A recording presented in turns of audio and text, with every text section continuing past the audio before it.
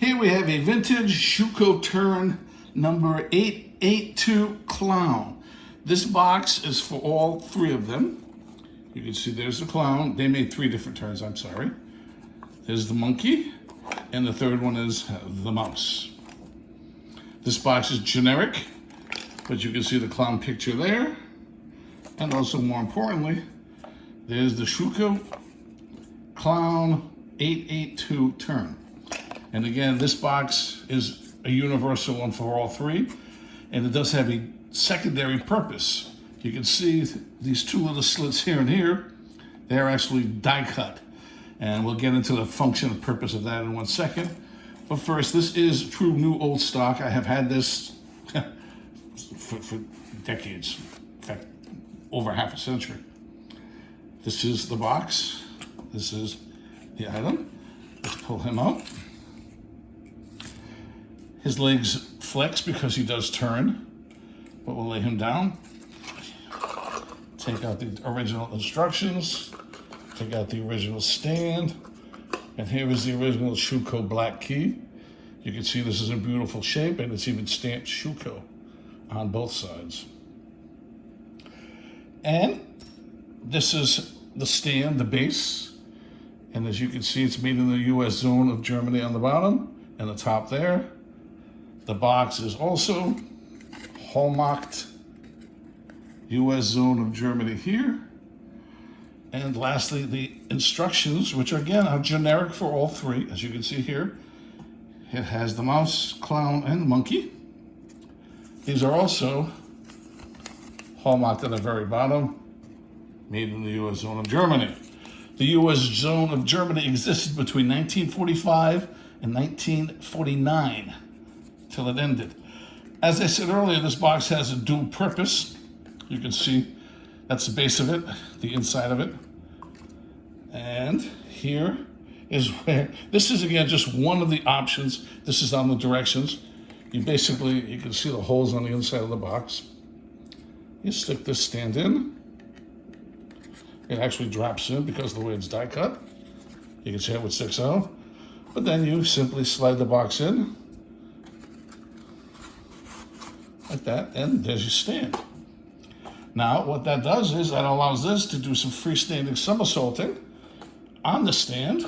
And what we're going to do now is first take a good look at the clown. You can see his face is meticulous. This is new old stock. It hasn't been used, hasn't been abused. Some of these did have sleeves. This particular one came through without. You can see the clothing is in beautiful shape. I did find one little pinhole right there. This is very unusual considering this has been in this box its entire life. Usually moths will eat these up and you'll see them all chewed up all over the place. This one is beautiful. The pants, legs are meticulous. And what we're gonna do now is, we're gonna do it a little different. We're gonna put it in a stand. These are metal arms, so they stretch really nice. They hold very tight. I'm going to try to do it without damaging anything. There it is, you can see how the paws, gloves if you will, fit in. Now he's ready. So we're gonna take the key, give it a quick wind. I am not gonna overwind it because it is very old. And if you notice, my fingers are pinching the arm so they don't turn on me. So when I let it go, you'll see what it does. It does your somersaults. That's one of the features. Another one is you can actually put it down and he'll drag the box along. Again, I didn't overwind it. I'll wind up a little bit more so you can see that feature. And also, it's also freestanding. You can actually just put it down on the ground by itself and let him go. Now he's pushing the box.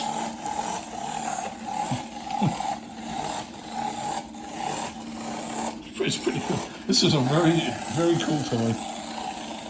It's very unique. It's an antique.